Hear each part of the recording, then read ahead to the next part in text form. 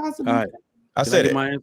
Let me give my answer to this. So I just feel like these statements are severely antithetical. All right. And a woman saying she's single by choice is like saying she got no edges on purpose. It's like saying her vagina's thinking she likes it that way. All right. Women lie.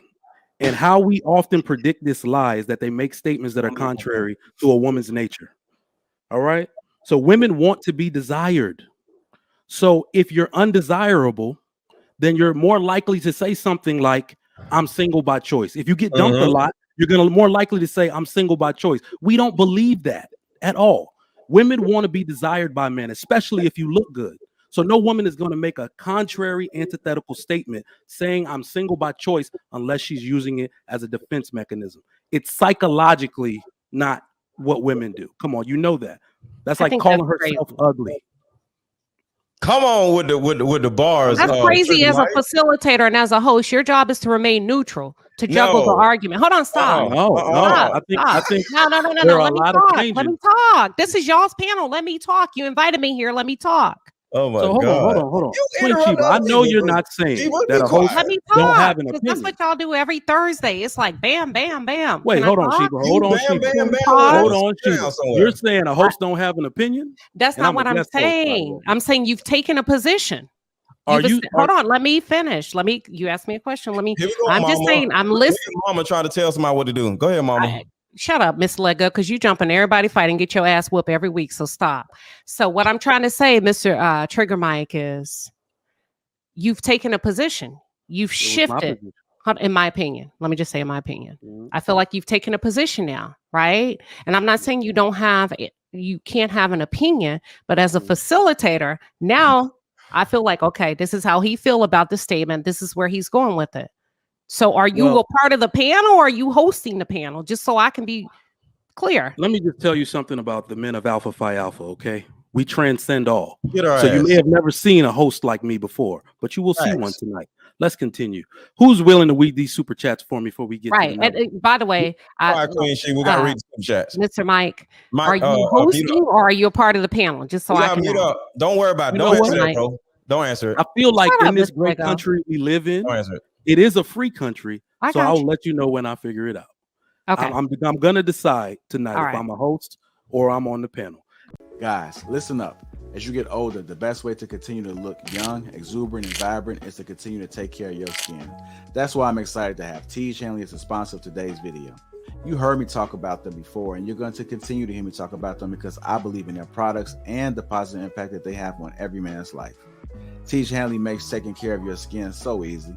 They provide you with all the products you need and nothing that you don't. Every box comes with an instruction card that tells you when to use each product, how much to use, and in what order.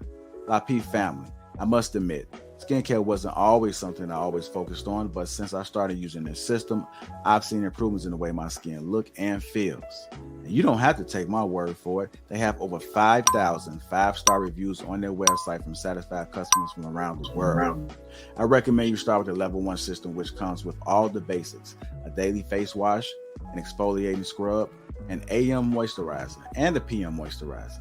In addition to amazing skin, members of Teej Hanley get tons of benefits, including at least 20% off retail price, the ability to customize your box, pause or cancel at any time, and free US shipping.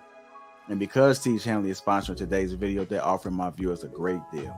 Just click that first link in the description and you'll get 30% off your first box plus the free gift. Seriously, that's an amazing deal. Even though it's too early, as I often say, it's never too late. Click that link and get started today. Oh, we got an all-star panel, so let's get into the next topic of the night. It's gonna. And hold on, Trigger Mike. I just want to say, don't let Shiba silence you. Oh, I mean, she's coming for me. Don't let her be. Don't be silent. Trigger Mike and I are good. We've met in person. We've had brunch together. Mr. Lego. You got to give more context before they start going crazy in the chat about how we had brunch together. Okay, but yeah. She's like, we've had brunch together. I got you. Okay. I'm not going to clip that. Absolutely. Let me get this next topic queued up for you. All right. So our next topic is it your responsibility to study your partner or theirs to tell you they're changing? Very good one.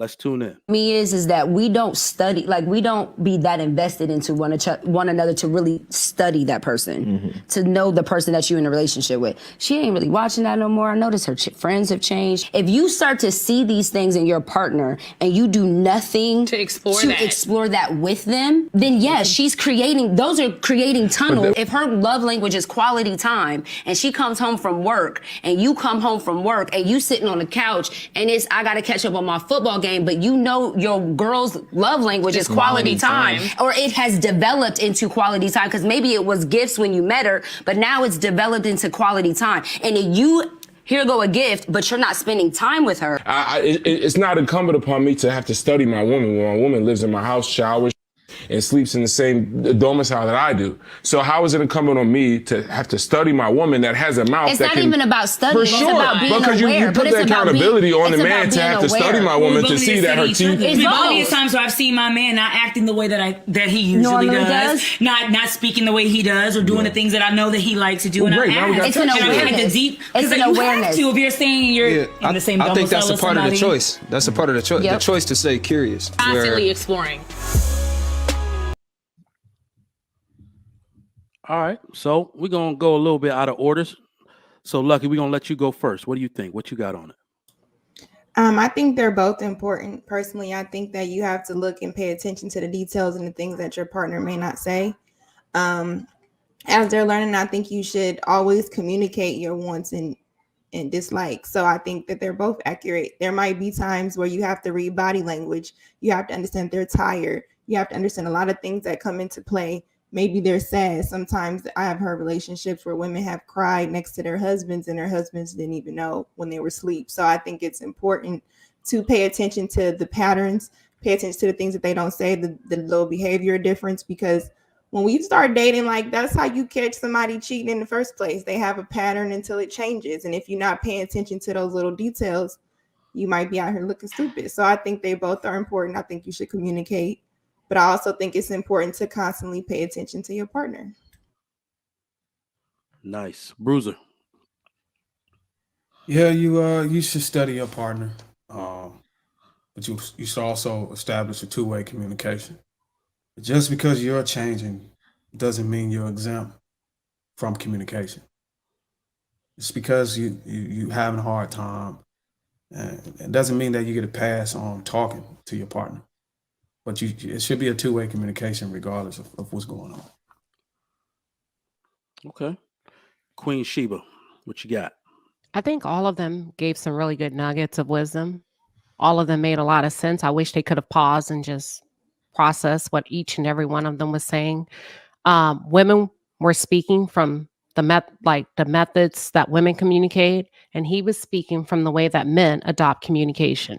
Most men tend to be nonverbal, or lean towards being nonverbal. Men have a very good way of observing, which is why they're great athletes, right? And they can run plays and watch tapes, observing the field, observing his weaknesses, flaws, gaps, and areas that I can exploit and take advantage of. Whereas women tend to be more verbal and calling things out. So women are asking the men to communicate the way that they would primarily communicate. And he's saying, why do I have to do that?